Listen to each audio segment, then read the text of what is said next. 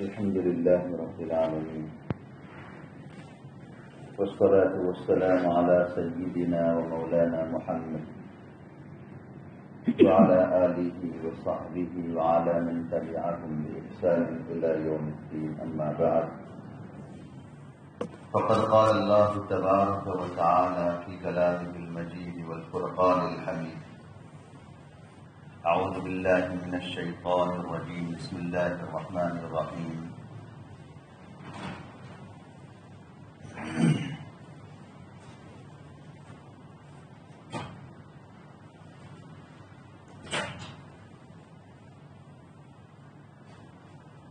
وَإِذْ قَالَ رَبُّكَ لِلْمَلَائِكَةِ إِنِّي جَاعِلٌ فِي الْأَرْضِ خَلِيفَةً قالوا أتجعل فيها من يفسد فيها ويسفك الدماء ونحن نسبح بحمدك ونقدس لك قال إني أعلم ما لا تعلمون وعلم آدم الأسماء كلها ثم عرضهم على الملائكة فقال أنبئوني بأسماء هؤلاء إن كنتم صادقين قالوا سبحانك لا علم لنا إلا ما علمتنا إنك أنت العليم الحكيم قال يا آدم أنبئهم بأسمائهم فلما أنبأهم بأسمائهم قال ألم أقل لكم إني أعلم غيب السماوات والأرض وأعلم ما تبدون وما كنتم تكتمون.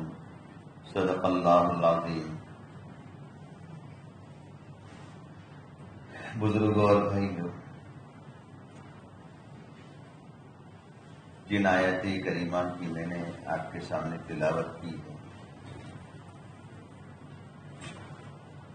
ان آیات میں اللہ تبارک و تعالی نے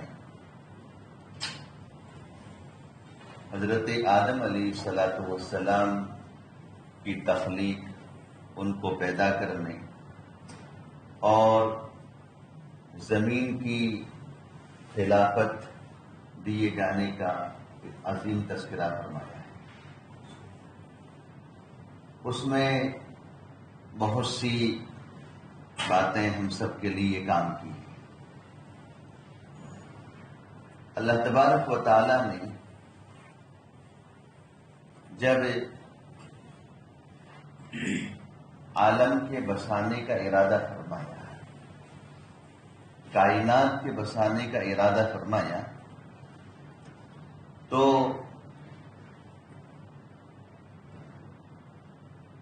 آسمانوں کو پیدا فرمایا، اس کا ایک مادہ تیار ہوا. جیسے ہم مکان بناتے ہیں، کوئی عمارت کھڑی کرتے ہیں تو پہلے اس کا مادہ اور مٹیریل لایا جاتا ہے. انجینئر لوگ جانتے ہیں، تعمیری کام کرنے والے لوگ جانتے ہیں، بلکہ ہر آدمی جو مکان بناتا ہے جانتا ہے. اللہ تبارک و تعالیٰ نے 6 دن میں زمین اور آسمان اور اس کے درمیان کی ساری مخلوق کو پیدا کر دیا. اتوار اور پیر کے دن آسمان اور آسمان کی مخلوق کو پیدا کرنا ہے. اس کا مٹیریل تیار ہوا، اس کا مادہ تیار ہوا، اور اس کے بعد اللہ تعالیٰ نے اس کے ذریعے آسمان اور اس کی مخلوق کو پیدا کرنا ہے. اور بقیہ 4 دنوں میں زمین اور زمین کی مخلوق اور پہاڑ، سمندر، دریا، یہ ساری مخلوق اللہ تعالیٰ نے پیدا کرنا ہے. آسمانوں کو پیدا کرنے کے بعد اس میں مختلف مخلوق پیدا فرمائی. حوروں کو پیدا فرمایا، فرشتوں کو پیدا فرمایا، جنت، جہنم، جنت کی نعمتوں اور جہنم کے عذاب، مختلف مخلوق پیدا فرمائی. ایک آسمان نہیں بلکہ 7 آسمان، 7ویں آسمان پر عرش کے اوپر کرسی، اور اس کے اوپر اللہ تبارک و تعالی جلوہ افروز ہے. ہر آسمان کا موٹا پا 500 سال کی مسافت کے برابر. ہر آسمان کا موٹا پا، ہم مکان کا سلیب بھرتے ہیں تو اس کا موٹاپا کتنا ہوتا ہے؟ 3 انچ 5 انچ ہوتا ہے. آسمان کا موٹاپا 500 سال کی مسافت، آدمی 500 سال تک سفر کرتا رہے گا، اتنا اس کا موٹاپا ہے. اور ہر دو آسمان کے درمیان کا گیپ فاصلہ 500 سال کی مسافت. ہر آسمان کا موٹاپا 500 سال، دو آسمانوں کے درمیان کا فاصلہ 500 سال، پھر دوسرا آسمان 500 سال. اس طریقے سے پھر 7ویں آسمان اور عرش کے درمیان 500 سال کی مسافت، عرش کے اوپر کرسی اور کرسی پر اللہ تبارک و تعالیٰ بالواقع. یہ عظیم مخلوق اللہ نے پیدا فرمائی ہے، کائنات کو وسایا گیا ہے اور کائنات میں آسمانوں کو پیدا کیا. آسمانوں کے پیدا کرنے کے بعد اس کے اندر یہ ساری مخلوق پیدا کی، فرشتوں کو پیدا کیا. فرشتوں کو اللہ تبارک و تعالیٰ نے نور سے پیدا فرمایا. جنات اور شیاطین کو آگ سے پیدا کیا ہے اور انسان کو مٹی سے پیدا کیا ہے.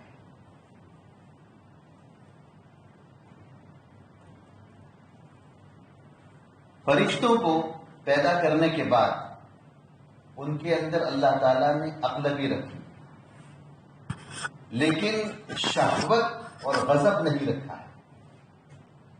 اس کو ذرا اچھی طریقے سے سمجھیے.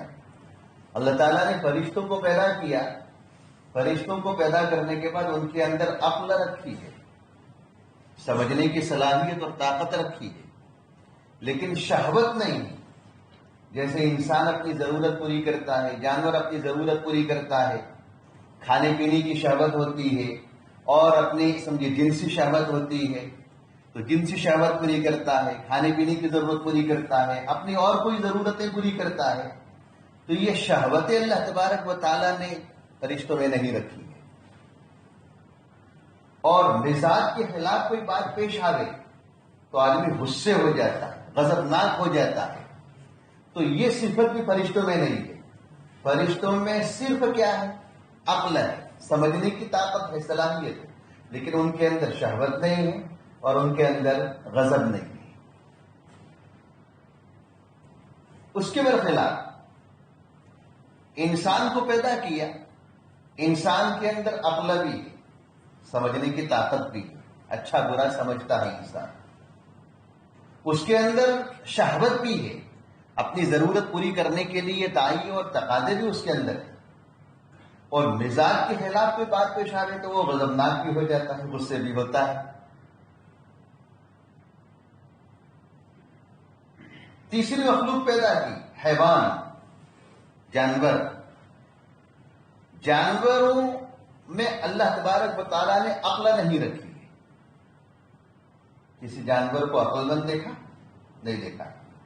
جانوروں میں عقل نہیں لیکن شہوت ہے. شہوت ہے، اپنی ضرورت پوری کرتا ہے، کھانے کی ضرورت پوری کرتا ہے، پینے کی ضرورت پوری کرتا ہے، اپنی جنسی ضرورت اپنے سمجھے شوہر سے، سمجھے اس کا جو مذکر ہوتا ہے، اس کا نر مادہ کا جو رشتہ ہوتا ہے اس سے پوری کرتا ہے. جانور عقل تو نہیں ہے لیکن شہوت ہے. اور مزاج کے خلاف پیش آئے کوئی بات تو جانور غصے بھی ہو جاتا ہے. ہوتا ہے کہ نہیں؟ جانور غصے بھی ہوتا ہے، مزاج کے خلاف کوئی بات پیش آئے. کبھی کتے کو چھیڑو اور جب اس کے مزاج کے خلاف کوئی بات پیش آئے گی تو کتا فوراً حملہ کرے گا. ہمارا پالتو جانور ہوتا ہے، گائے بیل بھینس اونٹ گھوڑا وغیرہ جو ہم پالتے ہیں، اگر ان کو ہم زیادہ ستائیں گے، ماریں گے، پٹائی کریں گے لکڑی سے، تو کبھی ایسا ہوتا ہے کہ جانور خود مالک پر بھی حملہ کرتا ہے. نہیں ہوتا ہے؟ تو صحیح کہہ رہا ہوں، ہوتا ہے. تو بہرحال میں تو اور نہیں کر رہا تھا کہ اللہ تبارک و تعالیٰ نے فرشتوں میں عقل رکھی ہے لیکن شہوت اور غضب نہیں ہے.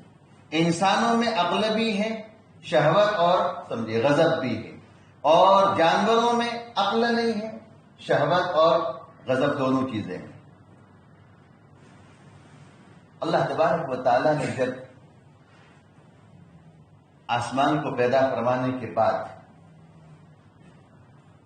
فرشتوں کو پیدا فرمایا تو ایک لمبی مدت، ایک لمبا عرصہ گزرنے کے بعد اللہ تبارک و تعالیٰ نے اپنی مشیت اور اپنے ارادے، اپنی چاہت کے مطابق فرشتوں کے سامنے تذکرہ کیا اس بات کا کہ میں زمین میں اپنا کوئی نائب بھیجنا چاہتا ہوں، اپنا کوئی خلیفہ بھیجنا چاہتا ہوں، اپنا نائب اور اپنا خلیفہ پیدا کرنا چاہتا ہوں جو زمین کی خلافت سنبھالے گا، زمین کے نظام کو سنبھالے گا، زمین میں جا کر عدل و انصاف قائم کرے گا، ظلم کو دور کرے گا۔ میں اپنا کوئی نائب بھیجنا چاہتا ہوں۔ تو فرشتوں نے اللہ تبارک و تعالیٰ سے عرض کیا کہ رب تبارک و تعالیٰ، آپ جس مخلوق کے پیدا کرنے کا اور اپنے جس نائب کے پیدا کرنے کا ارادہ کرتے ہیں، لگتا ایسا ہے کہ وہ زمین میں جا کر انصاف نہیں کرے گا، ظلم کرے گا، ہمدردی نہیں کرے گا، رواداری نہیں کرے گا، ایک دوسرے پر ترس نہیں کھائے گا، بلکہ بے رحمی سے کام لے گا، خون خرابہ کرے گا، اتنا فساد مچائے گا، وہ دم بچائے گا، قتل و غارت گری کرے گا۔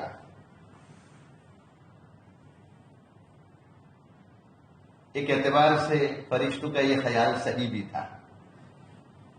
حضرات مفسرین نے لکھا ہے کہ ایک اعتبار سے فرشتوں کا یہ خیال صحیح بھی تھا۔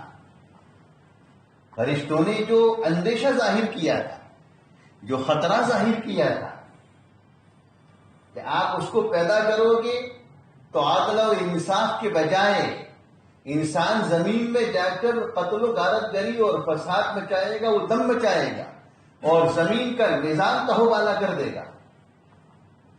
ایک اعتبار سے فرشتوں کا یہ اندیشہ تھا، وہ اندیشہ صحیح بھی ہے، اس لیے کہ حضرات مفسرین نے لکھا ہے کہ ایک جنس اپنی جنس کے اوپر کبھی حملہ نہیں کرتا ہے۔ ایک جنس جو ہے وہ اپنی جنس کے اوپر کبھی حملہ نہیں کرتا ہے۔ کھانے کے لیے شیر شیر کے اوپر حملہ نہیں کرتا ہے، چیتا چیتے پر حملہ نہیں کرتا ہے، بھیڑیے بھیڑیے پر حملہ نہیں کرتا ہے، ریچھ ریچھ کے اوپر حملہ نہیں کرتا ہے، بلی بلی پر، وہ آپس میں لڑے جھگڑے اٹھے لیکن حملہ کر کے مار ڈالنا کھانے کی نیت سے ایسا کبھی نہیں کرتا ہے۔ جنگل کے جانوروں کو دیکھا ہوگا کہ جنگل کے جانور اپنی جنس کے اوپر کبھی حملہ نہیں کرتے ہیں، وہ آپس میں مل جل کر رہتے ہیں۔ صحیح کہہ رہا ہوں نا، آپس میں مل جل کر رہتے ہیں۔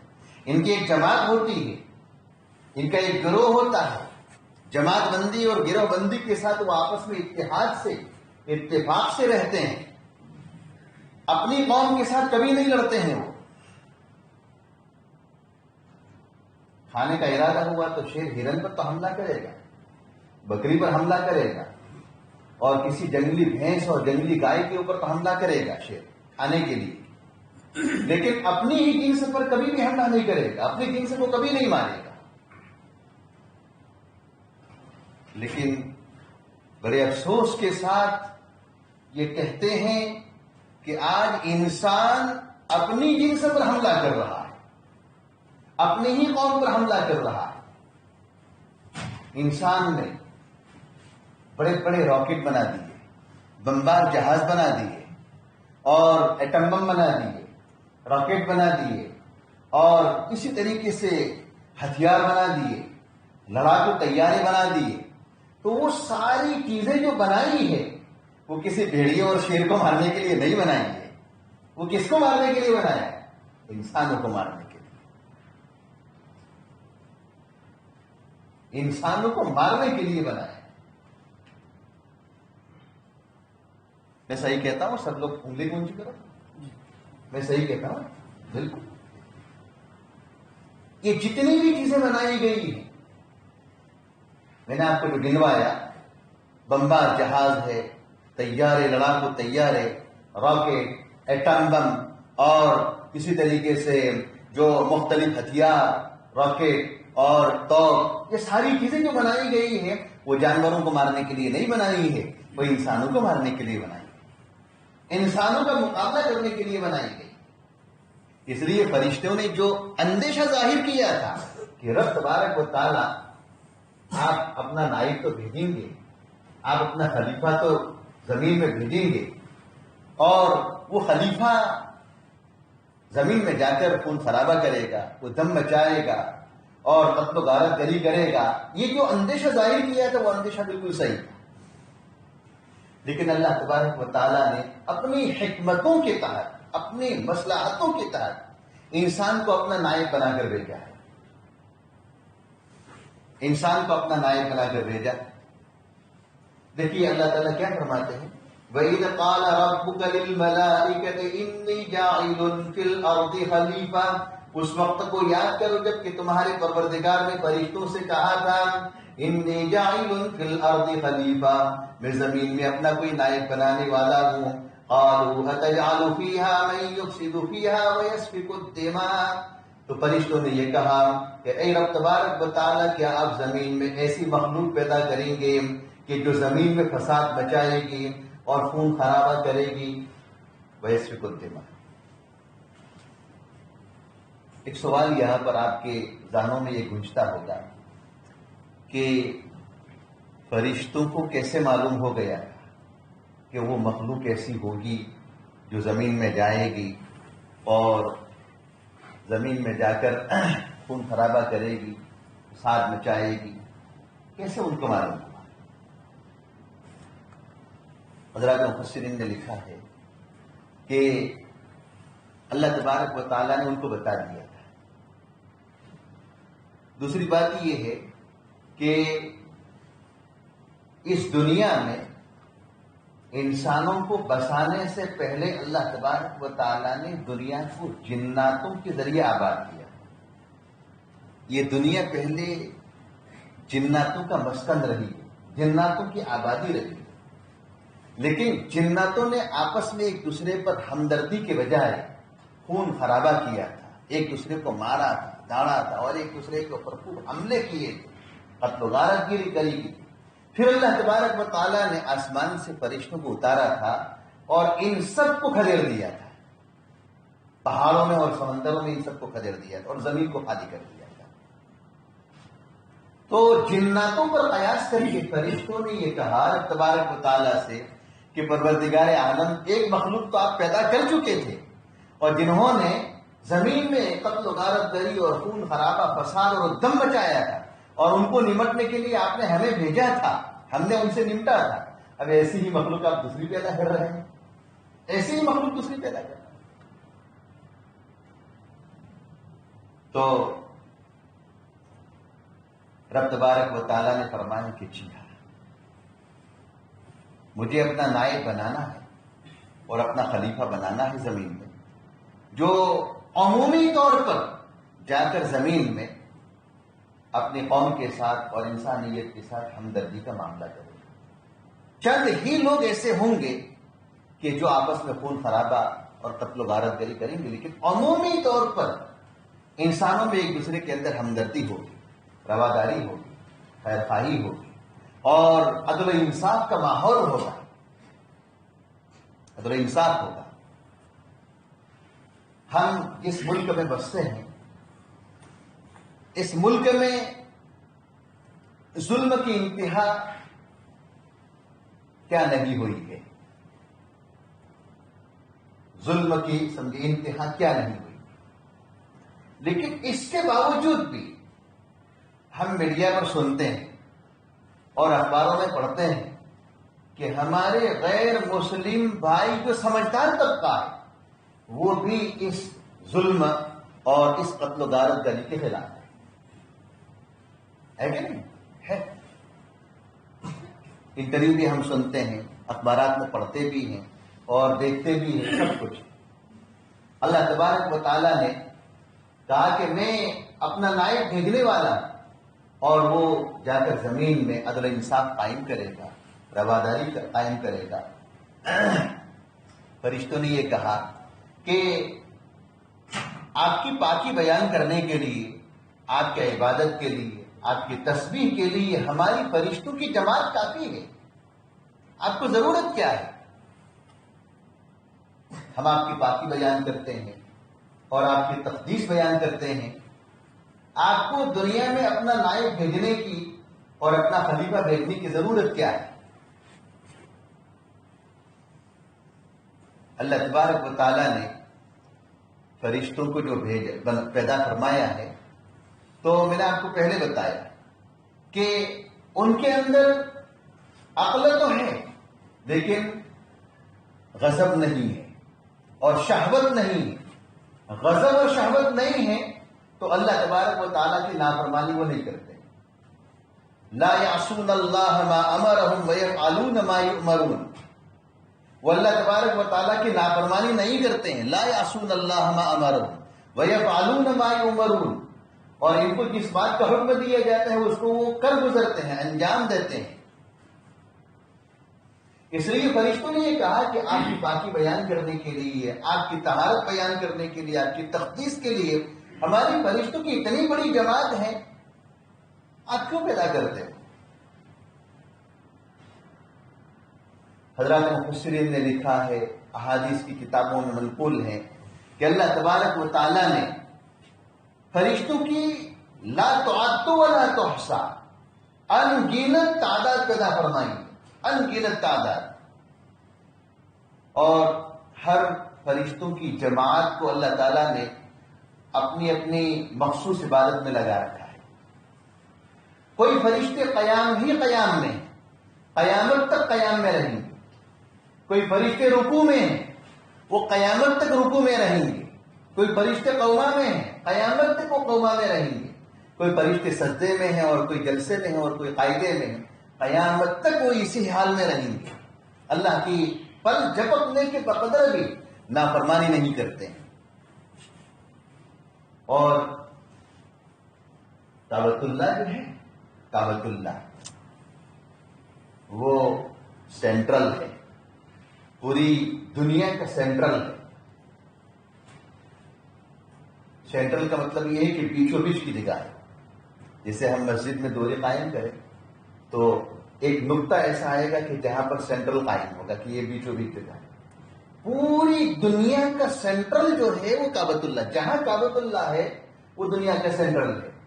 اس کے آگے بھی اتنی ہی زمین ہے، اس کے پیچھے بھی اتنی ہے، دائیں بھی اور بائیں بھی، وہ سینٹرل ہے۔ اس سینٹرل کے بالکل مد مقابل آسمان میں اللہ تبارک و تعالیٰ نے فرشتوں کا کعبہ پیدا فرمایا ہے، اور اس کا نام ہے بیت معمور۔ قرآن مجید میں تذکرہ موجود ہے بیت معمور، والبیت المعمور، بیت معمور۔ اس بیت معمور کا فرشتہ طواف کرتے ہیں، روزانہ 70,000 فرشتے طواف کرتے ہیں۔ کتنے؟ 70,000، 70,000، 70,000 سمجھے؟ 70,000، 70,000 فرشتے روزانہ طواف کرتے ہیں۔ اور ایک مرتبہ جس فرشتے نے آج طواف کر دیا تو قیامت تک اس کی باری دوبارہ نہیں آئے گی۔ اندازہ لگائیں کہ فرشتوں کی کتنی بڑی تعداد ہے، کتنی بڑی تعداد ہے۔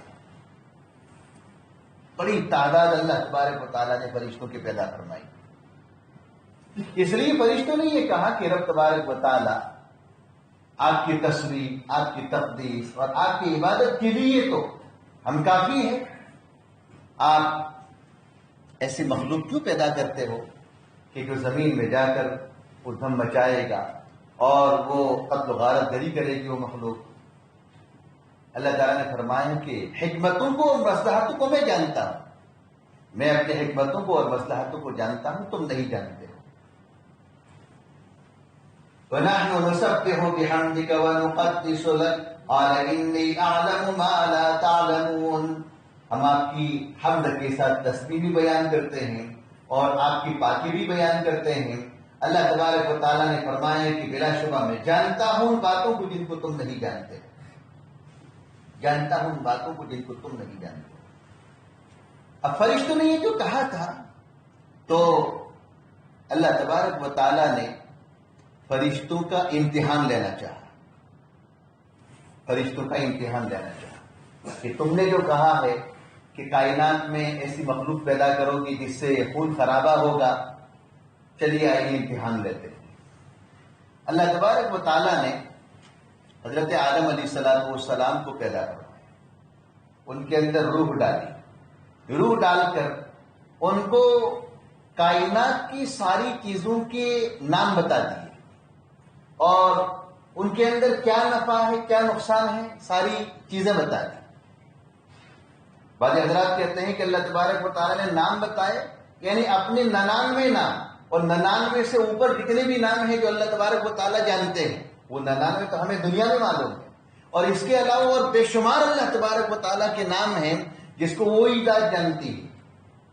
اللہ تعالیٰ نے وہ نام بتائے اور بعض مفسرین یہ کہتے ہیں کہ اللہ تبارک و تعالیٰ نے دنیا کی جو چیزیں پیدا کی جانے والی تھی ان چیزوں کے نام بتائے اور ان چیزوں کے نام بتانے کے بعد ان کے اندر کیا نفع ہے کیا نقصان ہے وہ سارا بتایا.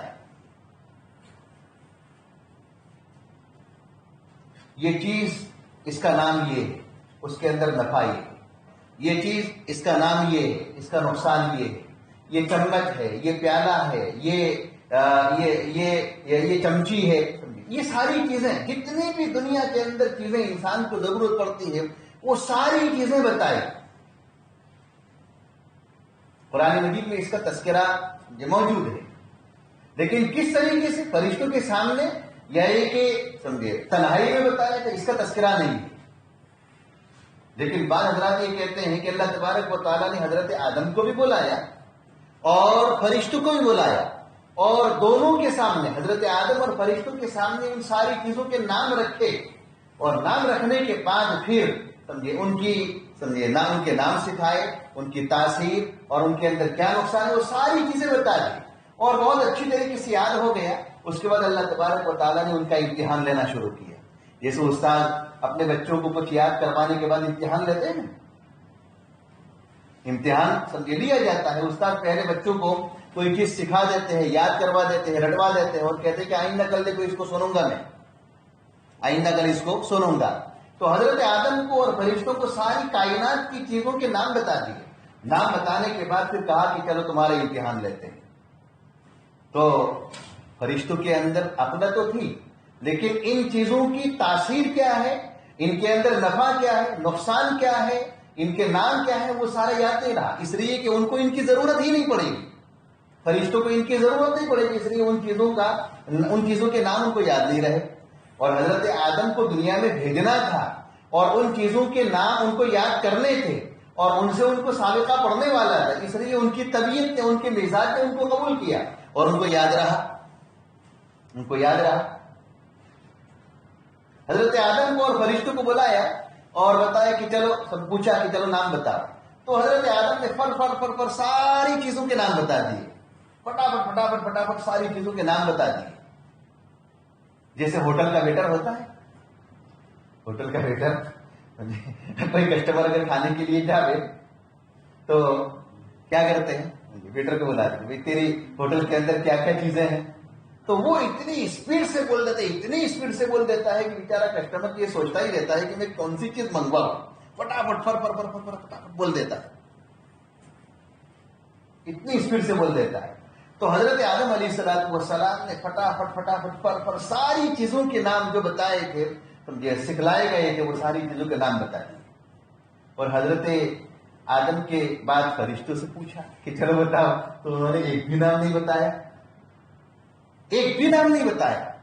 تو اللہ تبارک و تعالیٰ نے فرمایا کہ دیکھو میں نے کہا تھا نا کہ سمجھے اپنی حکمتوں کو میں جانتا ہوں. میں اپنے حکمتوں کے تحت اس کو جو پیدا کر رہا ہوں اس کو جو بھیج رہا ہوں اس کی حکمت میں جانتا ہوں اس کو تم نہیں جانتے ہو.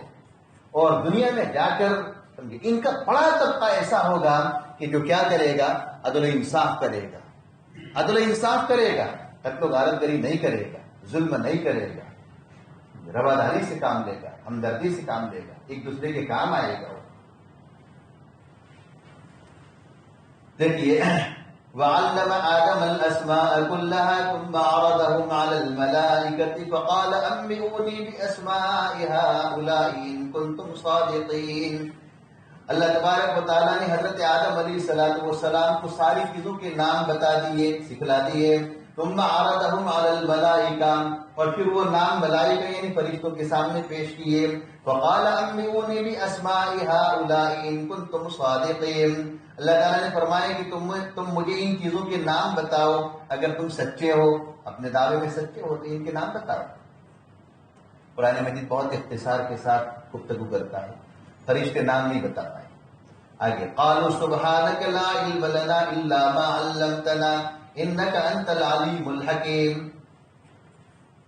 جب فرشتے نام نہ بتا پائے تو انہوں نے معذرت کر دی. اس سے معلوم یہ ہوا کہ کسی بڑے کی شان میں اگر کوئی گستاخی ہو تو فوراً معافی طلب کر لینی چاہیے. کسی بڑے کی شان میں اگر کوئی گستاخی ہو تو فوراً کیا ہے، معافی طلب کر لینی چاہیے. فرشتوں سے اللہ تبارک و تعالی نے ایک مشورہ طلب کیا تھا اور دنیا کے اندر جو اپنا خلیفہ بھیجنا ہے اس کے متعلق ایک مشورہ طلب کیا تھا. تو فرشتوں نے اپنے مزاج کے مطابق بتا دیا، فرشتوں نے اپنے فہم اور سمجھ کے مطابق، اپنے علم کے مطابق بتا دیا کہ اس کو پیدا مت کرو ورنہ دنیا میں قتل و غارت گری ہوگی. اس سے معلوم یہ ہوا کہ فیصلہ تو بڑے کا ہوگا، فیصلہ تو بڑی شخصیت کا ہوگا، لیکن پھر ہر ایک کی دلداری رکھنے کے لیے اور ہر ایک کے دل کو خوش کرنے کے لیے مشورہ طلب کرنا یہ بھی اللہ کی سنت ہے. فیصلہ تو اللہ کو جو کرنا تھا وہ کرے گا، اللہ تعالیٰ فیصلہ کرے گا، لیکن فرشتوں کو پیدا کیا تھا نا، تو فرشتوں کی بھی سمجھے دلداری رہے، سمجھے فرشتوں کو بھی خوش کیا جا سکے، اس لیے اللہ تبارک و تعالیٰ نے ان سے مشورہ طلب کیا. اور نبی کریم صلی اللہ علیہ وسلم کو بھی اللہ تبارک و تعالیٰ نے حضرات صحابہ سے مشورہ طلب کرنے کا حکم دیا تھا.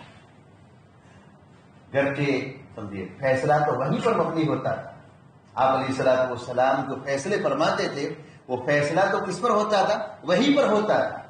لیکن حضرات صحابہ کی دلداری رکھنے کے لیے، ان کو خوش رکھنے کے لیے نبی کریم صلی اللہ علیہ وسلم بہت سے امور میں ان سے مشورہ طلب کیا کرتے تھے. وشاورہم فی الامر قرآن مجید میں ہے، وشاورہم فی الامر، کہ سمجھے معاملات میں ان حضرات صحابہ سے تم مشورہ بھی طلب کرو، ان کو اپنا مشیر بناؤ، جبکہ فیصلہ وہی پر ہوگا.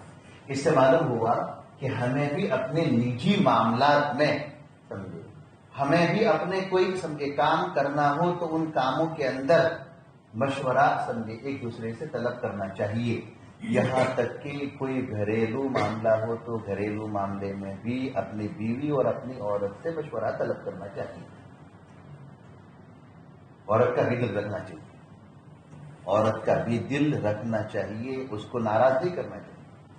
مثال کے طور پر ہم مکان بنا رہے ہیں، ایک مثال دے رہا ہوں، مکان بنا رہے ہیں. اب مکان میں سمجھے اندر کا سسٹم ہمیں کیا رکھنا ہے.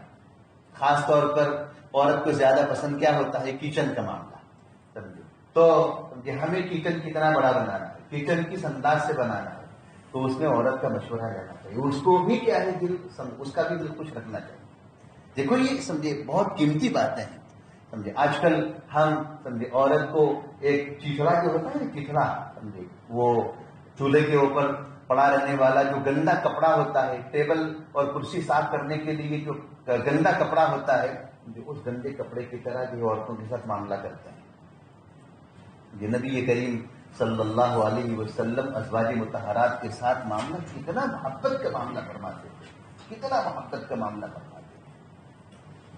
تھے، بے انتہا محبت کا معاملہ. یہاں تک کہ گھریلو کام کے اندر اللہ کے رسول صلی اللہ علیہ وسلم ہاتھ بٹاتے تھے، کپڑوں کی صاف صفائی میں، گھر کی صاف صفائی میں اور بکری کے دہنے میں، اور اسی طریقے سے اور بھی گھریلو کام کاج میں اللہ کے نبی سید الاولین والآخرین، سید الانبیاء والمرسلین، اور جس کے لیے پوری کائنات سجائی گئی ہے، اگر وہ نہ ہوتے تو کائنات بھی نہ ہوتی، وہ نہ ہوتے تو کائنات بھی نہ ہوتی، وہ نہ ہوتے تو دنیا بھی نہ ہوتی. جس شخصیت کے لیے کائنات بسائی گئی ہے وہ شخصیت اپنی ازواج مطہرات کے ساتھ کاموں میں ہاتھ بٹا رہی ہے. آج ہمارا مزاج کیا ہے؟ ہمارا مزاج یہ ہے کہ چائے پینے کے بعد سمجھے ہم کب بھی اٹھا کر سمجھے جہاں دھونے کے لیے وہ چوکڑی ہوتی ہے یا ایک کچن کے سمجھے اسٹینڈ کے اوپر رکھنے کی زحمت گوارا نہیں کرتے. اتنا تو ہمارا شاہی مزاج ہے.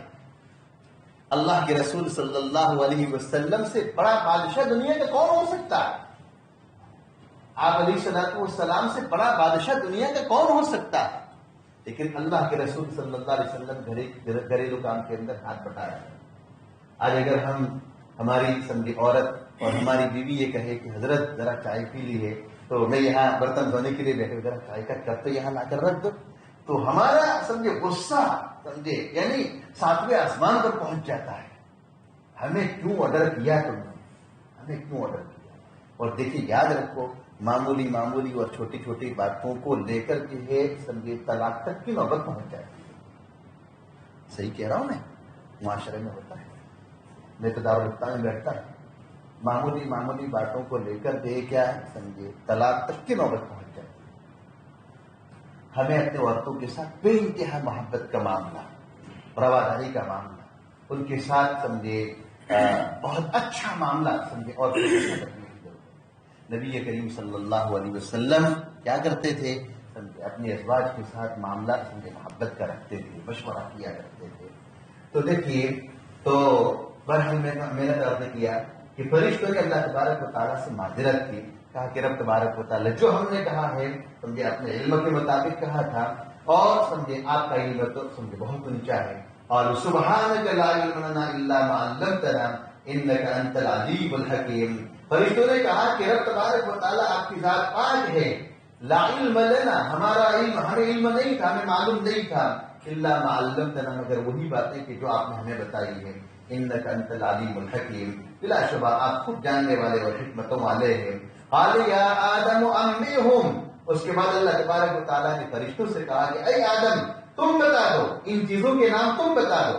فلما انبأہم باسمائہم، جب حضرت آدم علیہ السلام نے ان ساری چیزوں کے نام ان کو بتا دیے، قال الم قل لکم انی اعلم غیب السماوات والارض، تو اللہ تبارک و تعالیٰ نے فرمایا کہ کیا میں نے تم سے نہیں کہا تھا، کیا میں نے تم سے نہیں کہا تھا کہ بلا شبہ میں جانتا ہوں آسمان اور زمین کی مغیبات کو، وَأَعْلَمُ مَا تُبْدُونَ وَمَا كُنتُمْ تَكْتُمُونَ، اور میں جانتا ہوں ان باتوں کو جن کو تم چھپاتے ہو، جن کو تم ظاہر کرتے ہو اور جن کو تم اپنے دلوں میں چھپاتے ہو، ساری چیزیں میں جانتا ہوں، میری ذات سمجھے ساری چیزوں کو جاننے والی ہے۔